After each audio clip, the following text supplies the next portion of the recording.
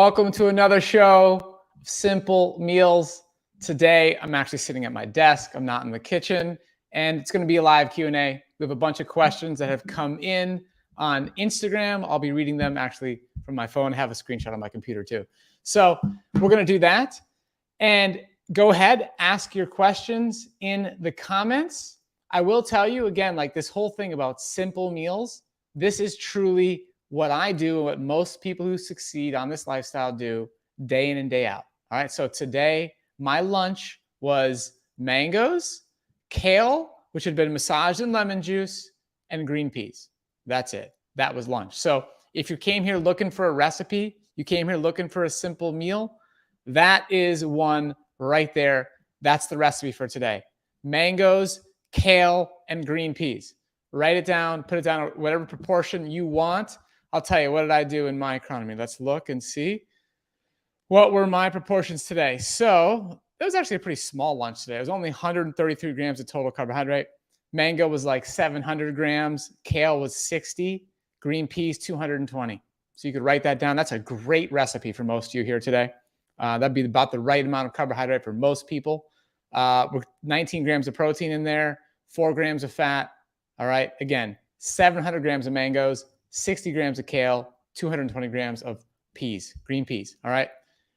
Totally affordable. All right. We should be talking about keep mangoes. I've been talking about that almost every week on this show. These are the keep mango. They're green, right? So you go to the store, you buy them when they're green, and then when they're ripe, they're still green. So you have to have a little bit of give. This one is too hard right now. It's too hard. I can't cut that open. But keep mangoes are still in season. Persimmons will be coming into season, so we'll be talking about that on this show for sure. That's another great fruit that most people don't know enough about and aren't really enjoying. So I'm going to go ahead. I'm going to answer a few questions that came in. Actually, I can put them on my computer. Let me do that real quick. So let's go see what we got in the questions. All right.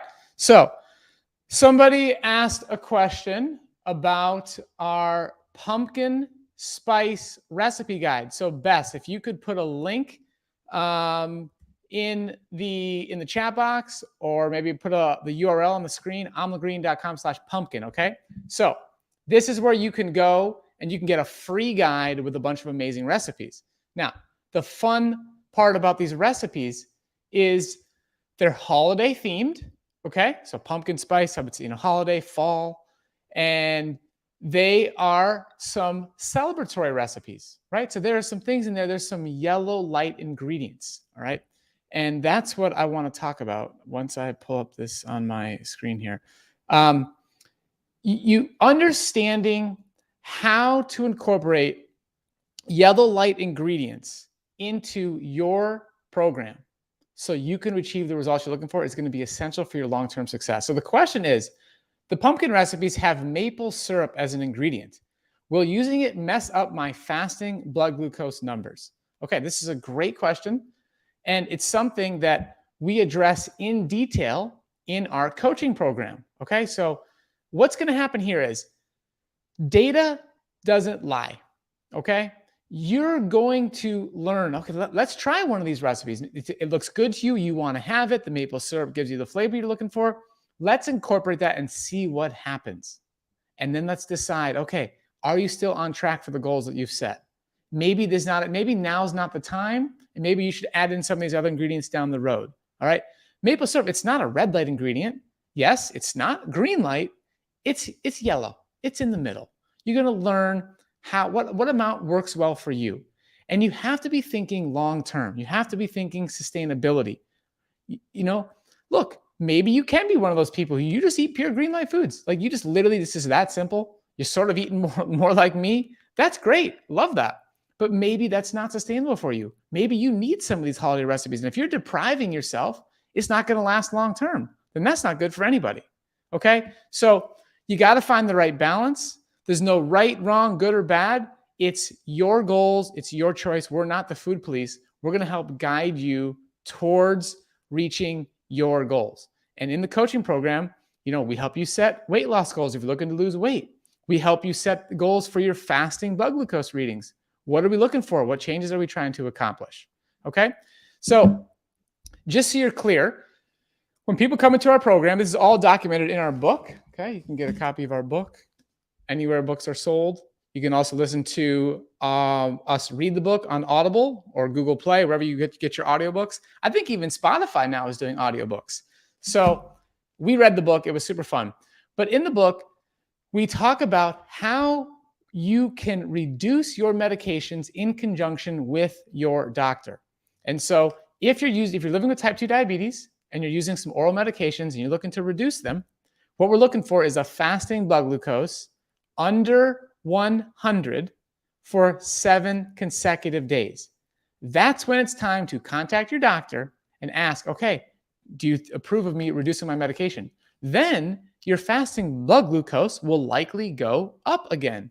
And that's okay. Now you repeat the process. You continue optimizing your insulin sensitivity by following the Mastering Diabetes method. And then we go for 7 more consecutive days under 100. And then we do the process again and again until eventually, in most cases, you can be medication free with a fasting blood glucose under 100 and feeling amazing. Okay, that's the plan. All right. So I hope this answered the question. Get that pumpkin spice recipe guide. There are some absolutely perfectly green, all green light recipes. Then there are some fun recipes with some yellow light ingredients. Totally fine. Figure out what works for you. If you're in our coaching program, talk to your coach about it.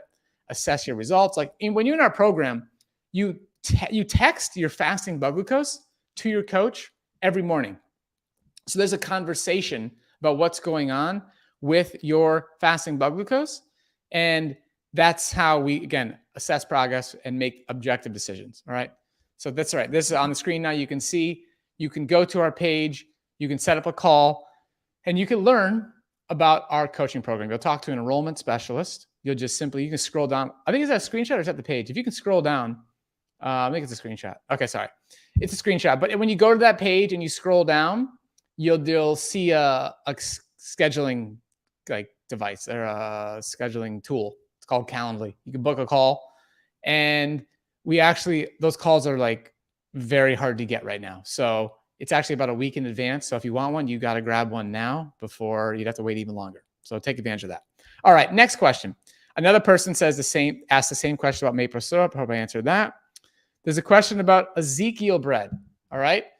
So again, these are great questions. They're mainly centered around yellow light foods. And the energy is like, is it okay? How much can I have? Most people asking a question like that, they want to have that food, right? You wouldn't ask that question unless you want to put it in your diet. So that's a great self-awareness moment to ask yourself, okay, how important is this for me to continue to succeed? And so Ezekiel bread is one of the best breads you could possibly have. Okay. So it's fantastic. Lots of great flavors. It's a sprouted bread. So that'd be one of the best options where the red light breads would be like Wonder Bread or something like that. Okay. You want to stay away from that garbage and go for the higher quality breads. Okay. All right. Let's see. Are there any questions that came in the on the live? Maybe I should answer some of those. All right. Silly question. Can insulin-dependent dogs benefit from the Mastering Diabetes method as well? That's a great question. I can't say I'm an expert on this topic. I would believe the answer would be yes. I do know that there are definitely vegan dogs or plant-based dogs. I know that's a real thing. So I would do some Googling. That's the best recommendation I can make. I'm sorry. But yes, I imagine a better diet would help your dog improve their health. And it's funny how really the only animals that end up with diabetes, cats or dogs, are domesticated ones, right? They're eating our junk food or the junk food that's being produced in those, in the animal food bags. So check it out. All right. What do you eat when you're sick and insulin sensitivity goes down? My blood goes through the roof when sick. Okay. So I would say, first off, let's do everything we can to reduce the amount of occurrences of getting sick. And you can do that through following a nutrient-dense diet. I would consume amla green every single day for boosting your immunity. And I'll just try and prevent that because I used to get sick all the time. So I took Nasonex, I took Claritin D year round, and I would still get sick every single year, all the time. It was very frustrating. I changed my diet. I don't get sick. Okay. It's very, very rare that I would get sick. All right. So let's start there. Then when you do get sick, again, do everything you can to take care of yourself. Nutrient dense diet, lots of rest, lots of water rich foods, lots of antioxidants. Take care of yourself. Get it over with as soon as possible. And use decision trees. Use decision trees to document exactly what's happening so you can make a better insulin dosing decision at your next meal. All right. So these are in the book. Okay. Decision trees. See if I can get that. It's going to be hard to see, but it's in the appendix of the book. These examples, we teach you exactly how to do it. We walk you through examples. Like you can read it word for word and really understand how to use a decision tree, but that informs your next insulin dosing decision at the next meal. It's very enlightening. So yeah, your ratios are going to change when you're sick, and be on top of it for a few days. Usually when you're sick, you have some downtime. You might not be working. It's a good time to really hone your skills of using decision trees and make some better decisions. Okay, here we go. Is diabetes really reversible? So I highly suggest you check out, number one, our book. Okay, then also the testimonials on our website, so you can see examples of people who have completely reversed type 2 diabetes and completely reversed prediabetes. Those two conditions are absolutely reversible in the majority of cases. I would say prediabetes in almost 100% of cases because you caught it early enough. Type 2, it depends how long you have been living with type 2 and how exhausted your beta cells are. So we wrote an article about the C-peptide test, and the title of the article is that it's basically the most important test for diabetes, which we believe to be true. And the C-peptide test will help you understand, are you producing sufficient quantity of endogenous insulin? Is your pancreas producing sufficient quantities of insulin for you to manage your blood glucose without external medications and eventually get to the point where you have a non-diabetic A1C with no added medication? C-peptide can help you understand if that's possible, and then you can go ahead and you can go reverse type 2 diabetes completely. And you're going to want to stay off medications for a full year, and then you're technically reversed at that point. It's absolutely possible. We are not here saying that type 1 diabetes is reversible or that type 1.5 diabetes is reversible. What is 100% reversible is insulin resistance. And you can become insulin sensitive by following the Mastering Diabetes method. No question about that. That is in your full control, and you can actually measure that quite easily by assessing, especially if you're using insulin. But insulin sensitivity, you can measure. We have an amazing article called PLAF. Okay, it's an article where you can understand the metrics you must hit to know that you're officially insulin sensitive. So PLAF is the acronym, and let's see if I can get a link for that real quick. But so let's see here. There we go. Boom. I'm going to copy this link into the chat box so you guys can see this. Let's see. Maybe I can't. I have to send it to Bess. How about that? Boom. And then Bess can put it on the screen. Okay. Let's see. We have 6 minutes left. Let's see if I can get through a few more questions here. What do we have next? My A1C has been 8.1 for over a year, and I'm trying to figure this out. I'm only 135 pounds, I assume, 5 feet 7 inches, and don't do sugar and minimize breads, carbs, etc. What do I do next? Okay, so it seems like what you're saying is you're either at your ideal weight or you might be underweight. I would suggest that you get a C-peptide test. It is possible that you have been misdiagnosed. You might be living with type 1.5 diabetes. So that C-peptide article is critical. We've seen this happen over and over and over again. People come to us who are either at their ideal weight or underweight and have an elevated A1C.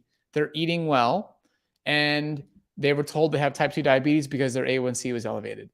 And unfortunately, that's a doctor that is not practicing the standard of care. Standard of care would be, at that point, you really must check insulin production.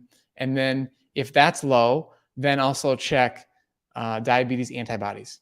So based on the limited information I have for you, that's the recommendation. All right. I have insulin resistance and PCOS. What can I do? Okay.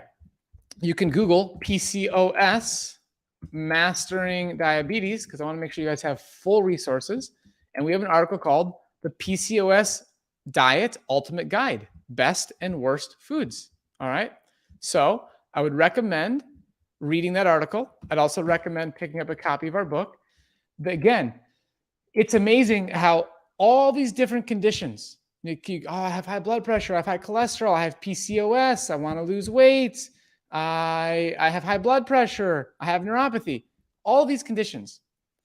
And people joked about us all the time. They were like, you know what? You should just call the book Mastering Everything. This method is designed to help you maximize your insulin sensitivity. And that is the cornerstone. That's the basic first step for any of these conditions. Of course, there are other nuances. There are other things to address, which you can read in the article. But the base thing to do is to maximize your insulin sensitivity. And again, let's all be honest. Like, most people are not eating the simple meals that I'm showing you on this show every week. You're not eating those meals every single day consistently. And if your problem gets big enough and you want the solution, seriously enough, then like just start doing that. Like, the recipes in this book are almost as simple as everything I put on the show. We have a whole bunch of recipes in here. Follow the meal plan. It's an entire meal plan. There's 2 meal plans in here. Okay. And then watch and see what happens to your life when you objectively put yourself in an insulin sensitive state by making the decisions that make you more insulin sensitive consistently. Okay. So PCOS can absolutely be benefited from this. We're not saying you're going to completely reverse PCOS. That's not what's going to happen with that condition. But by maximizing your insulin sensitivity, you're going to make major, major improvements. Okay. Does autonomic neuropathy have anything to do with it? Okay. So neuropathy is definitely connected to insulin resistance. Yeah, I wouldn't say it's like a 1-to-1 and people come to us with neuropathy and then it's also 100% like, oh, we just solved your neuropathy. That's not the case. There's some certainly added complications, added nuances. But again, have people come to us with neuropathy and seen improvements? Yes, absolutely. Dramatic improvements. So that's step 1. Do the foundation, which is the Mastering Diabetes method, and then consider what other options you have to include for your optimal outcome. But you have to do the foundation. I see this all the time. People asking questions, a wide range of questions, looking for a solution to something, but they're not doing the basics yet. They're waiting for some magic bullet. You have to do the basics first. Then let's add on different nuanced changes, treatments, sometimes medications, all this extra peripheral stuff. That has to be in addition to the foundation. Don't expect to do all these other things and it's going to overcome a poor diet or an inconsistent diet or a diet that's making you insulin resistant. It's not going to solve the problem. Okay. All right.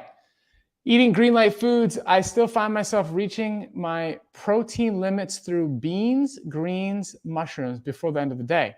I obviously can cut back on the beans, but I know they are good for me. How do I balance this out more? Okay. This is an interesting question. I don't think I've ever had somebody ask of being concerned that they're getting too much protein from green light foods. That's a fascinating question. I wouldn't worry about it. I can't imagine that there's any negative impact of you consuming whatever. I mean, you must be going above like your RDA or something. You must have some setting in your economy that's alerting you to like, oh, wow, I'm having more protein than recommended. I wouldn't worry about it if it's coming from green light foods and you're feeling good and you're not having any symptoms. So kudos to you. That's great. I'm glad you're getting plenty of protein. All right. Okay. I'm going to need a colonoscopy soon. How do I manage this process with the MD diet? Okay. Actually, watch this. So Will Bolskowitz, here we go. Then we're going to type that. Then we're going to type in forks over knives, colonoscopy. All right. How to prep for your colonoscopy. Watch this. Boom. Bess will put this article in the comments. Again, I'm giving you guys like really good stuff here. That is much better than me trying to explain it in like 2 minutes. Read that article. That's from our good buddy, Dr. Will Bolskowitz, 2 times New York Times bestselling author, gastroenterologist, total expert in this field. And that article will help you prepare for your colonoscopy. So check it out. And again, if you can't, if you're looking on the screen like, oh, wow, I can't remember all that stuff, just Google Will Bolskowitz, forks over knives, colonoscopy. All right. You will find it. Definitely it will come up. And that's a great resource for how to do that. Okay. Let's see. I'm going to do one more question. This will be the last question. I eat 100 grams brown sugar and 600 milliliters of water for breakfast every day. Was diagnosed diabetic 2012. Now I feel amazing. I eat 700 grams of carbs a day, average lots of fruit and rice and veggies. That's fantastic. I'm really happy for you. We would love to be a testimonial. I think you should send us a message. Send us a message on Instagram or I guess Facebook Messenger, but like hit us up. We'd love to share your story. It sounds amazing. You've had a big transformation. Thanks for all your help. My A1C is 5 and my diabetes has been in remission for a year following your advice. Ralph, I'm very happy for you. That's fantastic. Send us a message. We want to share your testimonial. We want to highlight you. That's fantastic. Guys, I've got another one. Can a nutritionist learn how to help others with diabetes by applying all the information in your guys' book? Is the info sufficient to help? Yeah, I would say yes. I mean, yeah, absolutely. Pick up the book, learn the science, read the references if you want to go a step further. But yes, a nutritionist can absolutely learn about the Mastering Diabetes method and help people apply these principles to their life. No question about it. We've had many doctors. It's been one of the greatest compliments to hear many of our, doctor friends, nutritionist friends, like read our book and be like, wow, like I learned some things I didn't really know. And that means a lot to us. So I'm confident that you can benefit. All right, look at that. Bess just keeps on bringing the comments. Last one, Bess, last one. Here we go. Wanted to share that I have been borderline high blood pressure for a while, even with meds. Doctor visit last week, 120/64, best in years, and A1C dropped considerably in just a few months following MD. Thanks, Robby and team. Cheryl, that's fantastic. I love these testimonials. That's fantastic. Like, keep it up. This just means everything to us. Right now, I would say we're like a small community and we want to reach more and more people, and you guys doing it and sharing your story so we can share with others, it means everything. It really does. So thank you so much.